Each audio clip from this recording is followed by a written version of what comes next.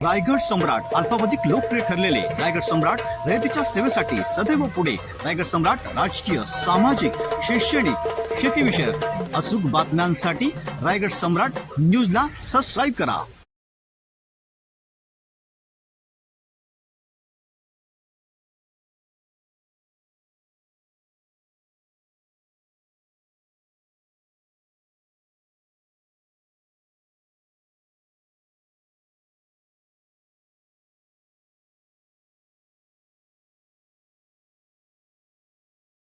पंतप्रधान मोदी जी, आपसे मैं अनुरोध करती हूं कि कृपया छत्रपति शिवाजी महाराज इनके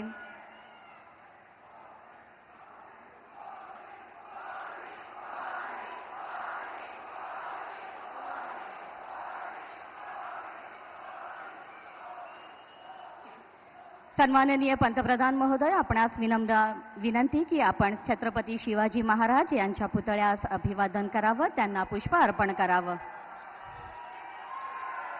आधुनिक भारताच्या इतिहासात महत्त्वपूर्ण भूमिका बजावणारे, संपूर्ण जगाला गनिमी काव्याची युद्ध रणनीती शिकवणारे हिंदवी स्वराज्य संस्थापक, जाणता राजा, श्रीमंत योगी छत्रपती शिवाजी महाराज की जय. भवानी जय. शिवाजी वंदे. सम्माननीय पंतप्रधान महोदय, आपका हमारे इस रायगढ़ गली में मनपूर्वक स्वागत करती हूं. असीम ऊर्जावान, पूर्ण रूप से राष्ट्र को समर्पित तथा दृढ़ निश्चयी प्रधानमंत्री श्री मोदी जी को हम सभी सम्मानित करना चाहते हैं. हम आपसे अनुग्रह करते हैं कि कृपया आप इस सम्मान का स्वीकार करें. उत्तर रायगड जिल्हा अध्यक्ष श्री अविनाश कोळी तसेच श्री धैर्यशील पाटील आपणास विनंती करते की आपण कृपया सन्माननीय पंतप्रधान महोदयांना आपल्या सर्वांच्या वतीने स्नेहभेट देऊन सन्मानित करावं, त्यांचं इथे स्वागत करावं. पनवेल विधानसभा संयोजक श्री नितीन पाटील आपणास ही विनंती आहे की आपणही या स्वागत समारंभामध्ये समाविष्ट व्हावं. शाल, पुष्पगुच्छ आणि महाराजांचा मेघडंबरी पुतळा अर्थातच शिल्पकृती आपण सन्माननीय पंतप्रधान महोदय यांना इथे समर्पित करतोय. रायगड येथे असणाऱ्या स्वराज्याचा देव्हारा अर्थातच स्वराज्याचं हृदय असणाऱ्या मेघडंबरी स्थित महाराजांचं हे शिल्प सन्माननीय पंतप्रधान महोदयांना आपण समस्त रायगडवासियांच्या वतीने अर्पण करीत आहोत. खूप खूप धन्यवाद सर. करिश्माई व्यक्तित्व के धनी और भारतीय राजनीति के सबसे लोकप्रिय नेता आदरणीय प्रधानमंत्री श्री नरेंद्र जी मोदी साहब, हम सभी के ओर से मैं आपको विनती करती हूं कि कृपया इस विशाल जन समुदाय को आप संबोधित करने की कृपा करें.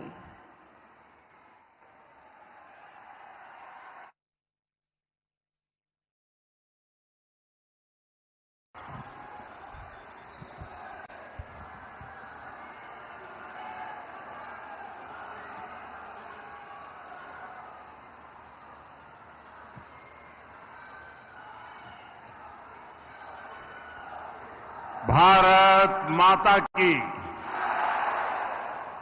भारत माता की जय. भवानी जय. भवानी जय. भवानी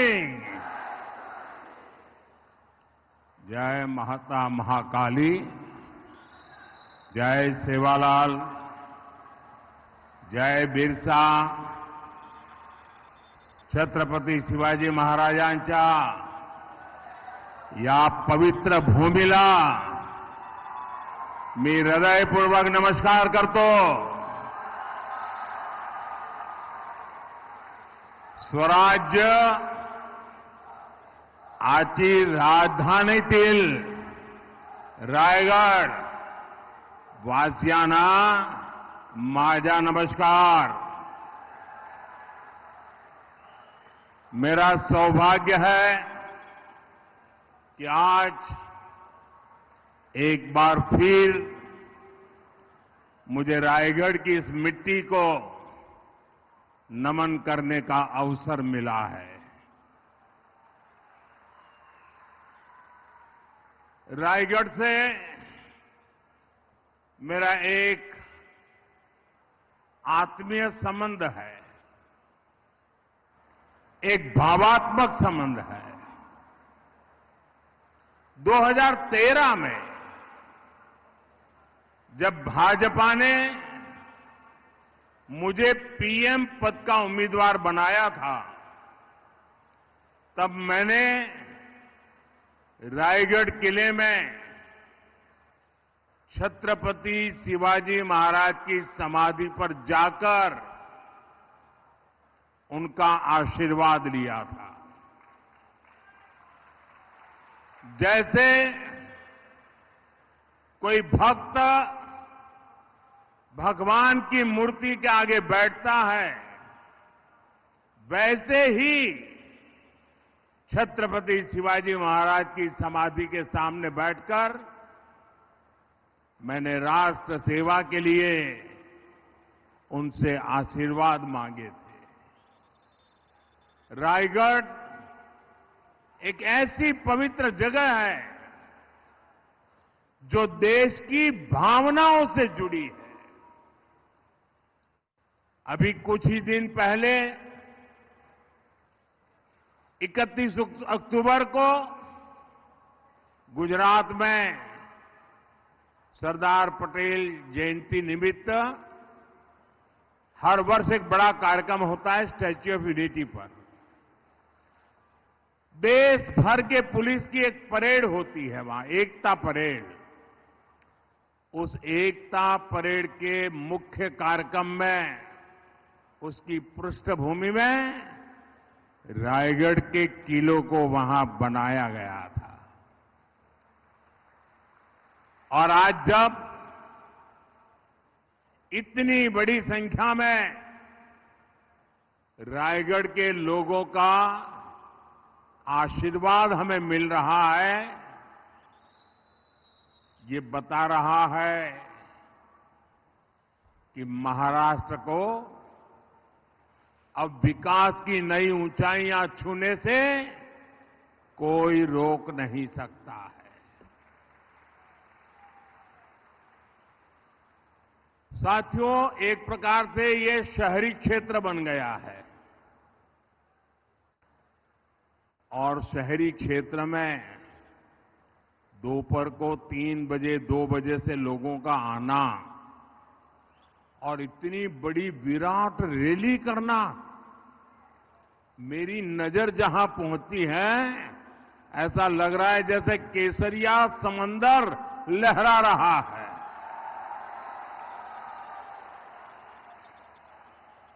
ये दृश्य अपने आप में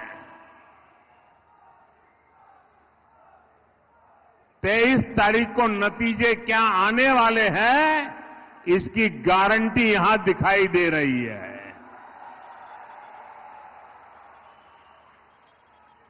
आज महाराष्ट्र के कोने कोने से एक ही आवाज आ रही है, भाजपा महायुती आए तर गती आहे, महाराष्ट्राची प्रगति आहे। साथियों, आज क्रांति गुरु लहूजी वस्ताद साल्वे जी की जन्म जयंती भी है। मैं उनको भी नमन करता हूं। आज इस अवसर पर मैं महाराष्ट्र के सपूत लोक नेता दीबा पाटिल जी को भी श्रद्धांजलि देता हूं। उनका त्याग और बलिदान, उनका परिश्रम हमें महाराष्ट्र के संकल्पों को पूरा करने के लिए नित नई ऊर्जा देता है। साथियों, छत्रपति शिवाजी महाराज ने हमें स्वराज की शपथ दिलाई थी। हमें विकसित भारत के निर्माण के लिए स्वराज के साथ साथ सुराज के संकल्प को आगे बढ़ाना है। और सुराज का संकल्प तब पूरा होगा जब हमारा गरीब आगे बढ़ेगा। इस संकल्प की सिद्धि का काम केवल बीजेपी और महायुति सरकार ही कर सकती है। आप भी जानते हैं, कांग्रेस पार्टी ने तो हमेशा गरीब को गरीब बनाए रखने के एजेंडे पर ही काम किया है। पीढ़ी दर पीढ़ी ये लोग केवल गरीबी हटाओ का झूठा नारा देते रहे, बोलते रहे, गाते रहे। गरीबी हटाओ के नारे के नाम पर कांग्रेस ने गरीबों को ही लूट लिया। इसलिए मेरा गरीब जिंदगी की मुश्किलों से बाहर नहीं आ पाया। रोटी, कपड़ा, मकान आजादी के 70 साल बाद भी देश के ज्यादातर लोग इसी को पाने में जूझते रहे। पिछले 10 वर्षों में पहली बार ये हालात बदले हैं। पहली बार कोई सरकार 25 करोड़ लोगों को गरीबी से बाहर लाई है। हमने 4 करोड़ बेघर लोगों को पहली बार पक्के मकान का सुख दिया, सुरक्षा दी। हमने 12 करोड़ गरीबों के घर में शौचालय बनाकर उन्हें सम्मान से जीने का अधिकार दिया। जल जीवन मिशन चलाकर हमने 12 करोड़ घरों में पहली बार पाइप से पानी पहुंचाया। आज देश में करीब करीब हर व्यक्ति के पास अपना बैंक खाता है।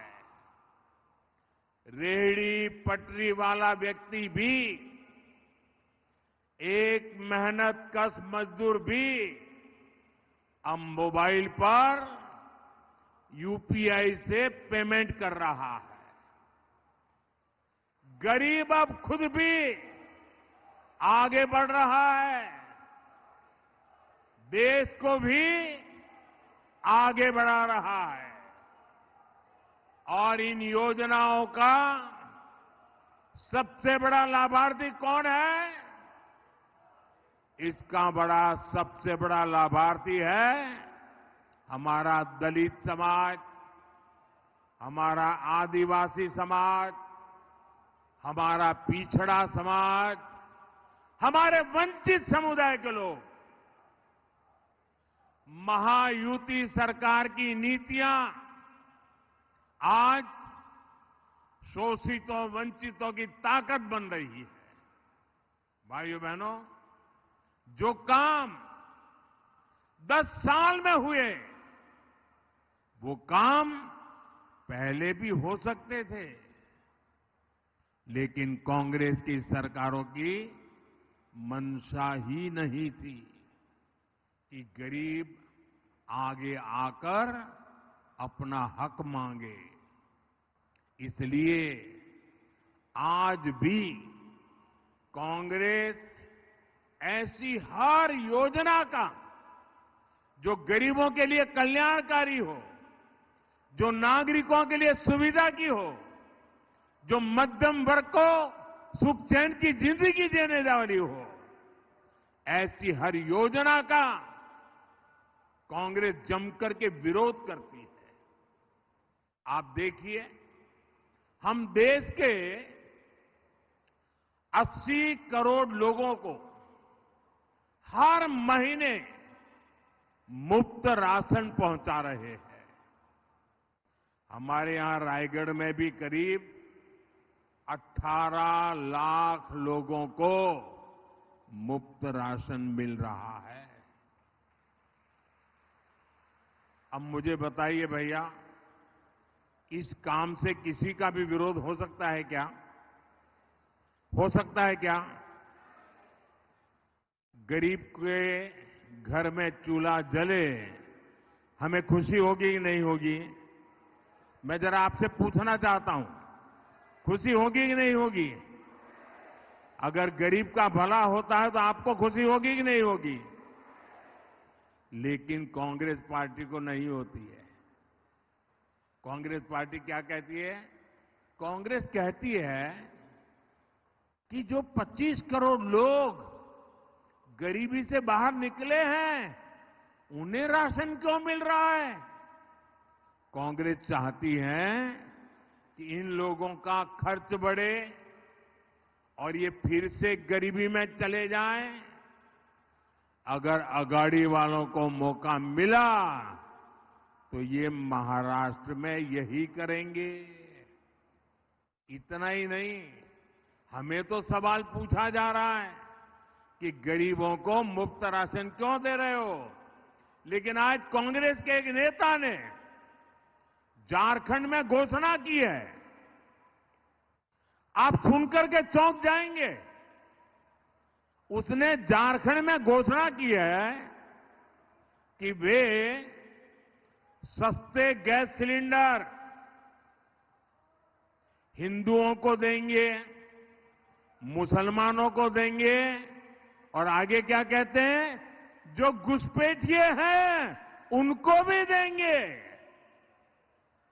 आप मुझे बताइए भाई, ये जो घुसपैठियों की आरती उतारते हैं, क्या ऐसे लोगों को देश में कहीं पर भी अवसर मिलना चाहिए क्या? जरा दोनों हाथ ऊपर करके पूरी ताकत से बताइए, ऐसे लोगों को कहीं पर भी अवसर मिलना चाहिए क्या? खुलेआम उनका एक नेता घोषणा कर रहा है कि जो घुसपैठिए हैं, रोहिंग्या है, बांग्लादेशी है, उनको हम सस्ते में गैस सिलेंडर देंगे। ये वोट पाने के लिए देश के साथ आपके बच्चों के उज्जवल भविष्य के साथ कैसा खेल खेल रहे हैं, इसका ये उदाहरण है। इसलिए हमें ध्यान रखना है, ये कांग्रेस वोट बैंक की राजनीति करने में तो अग्रिम है, लेकिन गरीब की दुश्मन है। इसलिए कांग्रेस को रोकने की बड़ी जिम्मेदारी भी मेरे गरीब भाई बहनों की भी है। साथियों, बीजेपी और महायुति सरकार के लिए महाराष्ट्र का विकास ही पहली प्राथमिकता है। हम महाराष्ट्र के उज्जवल भविष्य का लक्ष्य लेकर काम कर रहे हैं। साथियों, पिछली सरकारों ने जो काम नामुमकिन बना दिए थे, हमने उन्हें धरातल पर उतार कर दिखाया है। मुंबई में अटल सेतु बना, अटल सेतु से रायगढ़ भी नई संभावनाओं से जुड़ गया। अब रायगढ़ से मुंबई जाना पहले से कहीं आसान हो गया है। इसी तरह 20,000 करोड़ रुपए की लागत से बना रहा नवी मुंबई एयरपोर्ट, 80,000 करोड़ की लागत से बन रहा वाढवण पोर्ट, लगभग 50,000 करोड़ रुपए का समृद्धि महामार्ग, Mumbai coastal highway, Mumbai expressway, Panvel Karjat तक के रेलवे ट्रैक के दोहरीकरण का काम, इनसे पूरे महाराष्ट्र की तस्वीर बदल रही है। इनसे पूरे महाराष्ट्र की तकदीर बदल रही है। भाइयों और बहनों, आज हमारा रायगढ़ विकास की नई गाथा लिख रहा है। आप देखिए, तालोजान में 30,000 करोड़ की लागत से डेटा सेंटर पार्क एशिया का दूसरा सबसे बड़ा पार्क बन रहा है। रायगढ़ पनवेल आने वाले दिनों में डेटा और एआई का, आर्टिफिशियल इंटेलिजेंस का बहुत बड़ा केंद्र बनने वाला है। कलम्बोल में सेंटर ऑफ एक्सेलेंसी बनाया जा रहा है। यहां स्किल यूनिवर्सिटी भी खुल रही है। पनवेल में सेमीकंडक्टर सेक्टर में भी बहुत बड़ा निवेश आ रहा है। पालघर पोर्ट और जेएनपीटी पोर्ट से भी नए रास्ते खुलेंगे। यानी पनवेल, रायगढ़ और एक क्षेत्र भविष्य की संभावनाओं का नया सेंटर बनकर उभर रहा है। इससे महाराष्ट्र के युवाओं के लिए रोजगार के लाखों नए अवसर बनेंगे। महाराष्ट्र विकसित भारत का सबसे प्रमुख ग्रोथ इंजन बनेगा। साथियों, पनवेल रायगढ़ का ये पूरा इलाका समुद्री संपदा से भरपूर है।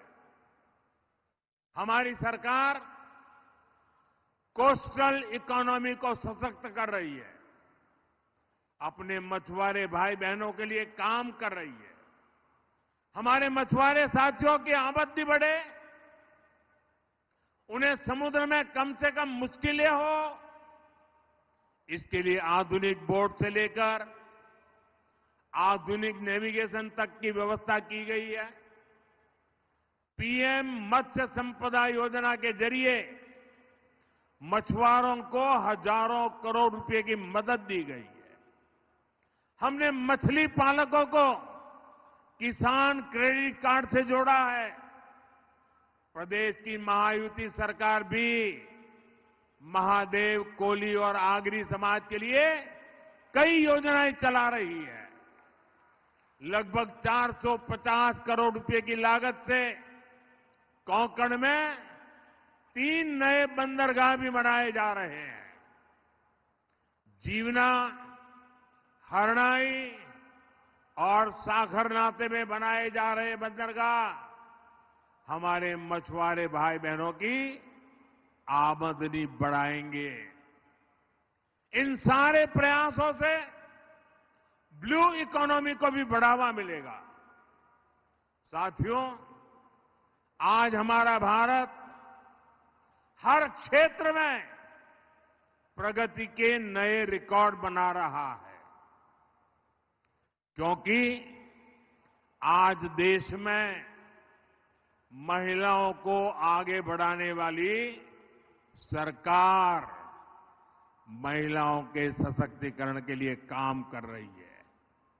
हमारी सरकार ने गरीबों को घर देने के लिए पीएम आवास योजना शुरू की। हमने तय किया कि इस योजना के तहत मिलने वाले घरों की रजिस्ट्री घर की महिलाओं के नाम भी होगी। हमने देश भर में शौचालय बनवाए। ये कांग्रेस वाले उसका मजाक उड़ाते थे, लेकिन आज वही शौचालय करोड़ों माताओं बहनों के लिए इज्जत घर का काम कर रहा है और उत्तर प्रदेश में तो उसको इज्जत घर के नाम से जाना जाता है। साथियों, हमारी बहनें देश की आर्थिक प्रगति को गति दे रही है।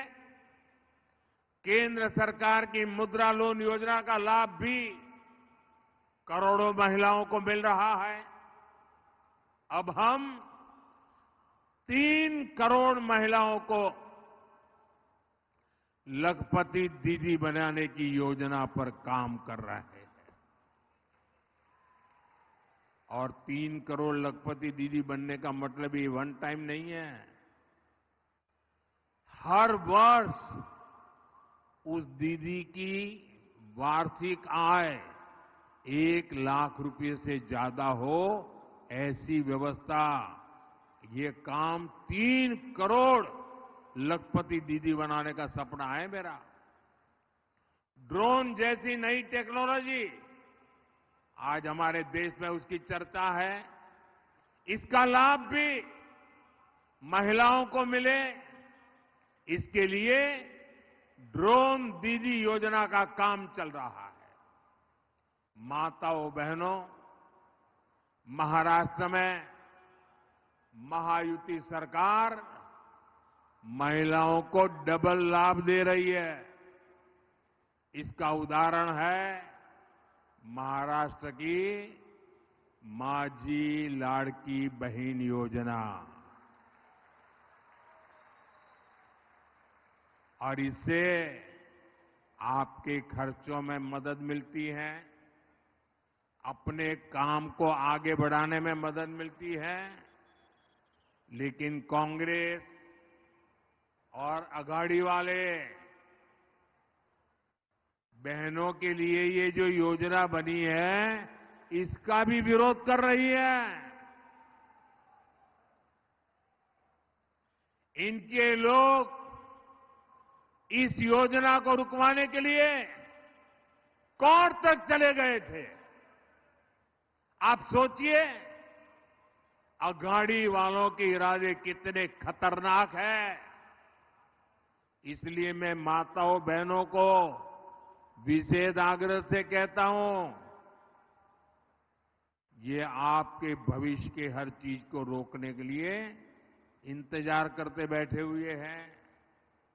और इसलिए अघाड़ी वालों को मौका न मिले, ये महाराष्ट्र की महिलाओं ने ठान लिया है।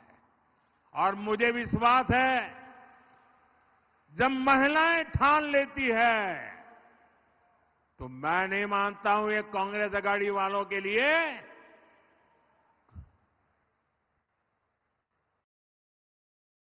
किसी के दरवाजे तक पहुंचने की हिम्मत रहेगी। साथियों, देश अब कांग्रेस की सच्चाई को भली भांति जान चुका है। इसलिए अब ज्यादातर राज्य में कांग्रेस का वजूद तक खतरे में है। कांग्रेस अपना वजूद बचाने के लिए, सत्ता पाने के लिए कुछ भी करेगी। इसलिए कांग्रेस पार्टी अब समाज में जहर घोलने पर उतर आई है। इन्हें सबसे ज्यादा खतरा एसटी, एससी, ओबीसी के ताकतवर होने से, उनके आगे बढ़ने से कांग्रेस कांप जाती है, गुस्से में आ जाती है।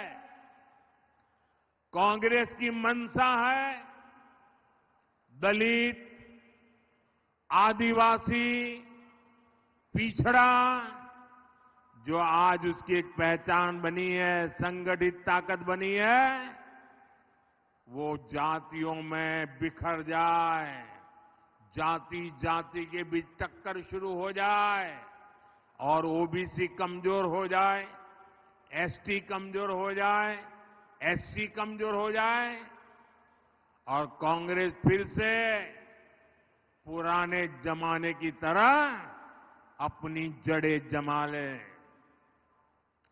दलित, पिछड़ा, आदिवासी आपस में अगर एक नहीं रहेंगे, अगर कांग्रेस की ये झूठी बातों में भ्रमित हो गए तो कांग्रेस इन सभी समाजों को तोड़ करके बिखेर के दे करके वो सत्ता पाने का मौका ढूंढ लेगी। और इनके शहजादे ये विदेश में जाके कह चुके हैं कि उन्हें मौका मिला तो वो आरक्षण को भी खत्म कर देंगे। इसलिए आज कांग्रेस एसटी, एससी, ओबीसी की एकता को, उनकी एकजुटता को तोड़ने में जुटी है। कांग्रेस चाहती है एसटी की जातियां आपस में लड़े, कांग्रेस चाहती है एससी की जातियां आपस में झगड़ा करें, कांग्रेस चाहती है ओबीसी जातियों में आपस में टकराव हो जाए। इसलिए कांग्रेस आगरी जाति को उनको माली से लड़वाना चाहते हैं। ये लोग तांडेल जाति को कुंभार से लड़वाने के एजेंडा पर काम कर रहे हैं। हर समाज में भी ये जाति के आधार पर विद्वेष पैदा करना चाहते। मेरे प्यारे भाई बहनों, हमें इस षड्यंत्र से सावधान रहना है और हमें याद रखना है हम एक हैं तो सेफ है, हम एक हैं तो दोनों हाथ ऊपर करके पूरी ताकत से बोलिए ताकि समाज को तोड़ने वालों की नींद हराम हो जाए। हम एक हैं तो, हम एक हैं तो, हम एक हैं तो। साथियों, आप इस चुनाव में केवल अपना विधायक नहीं चुनेंगे बल्कि आप महाराष्ट्र का भविष्य भी तय करेंगे। महाराष्ट्र का भविष्य महायुति सरकार के हाथों में सुरक्षित है। और आपको याद रहे, महायुति चीज सरकार पाइजे। आप इतनी बड़ी तादाद में आए, हमें आशीर्वाद दिया, मैं आपका हृदय से बहुत बहुत आभार व्यक्त करता हूं। मेरे साथ दोनों हाथ ऊपर करके पूरी ताकत से बोलिए, भारत माता की, भारत माता की, भारत माता की। बहुत बहुत धन्यवाद।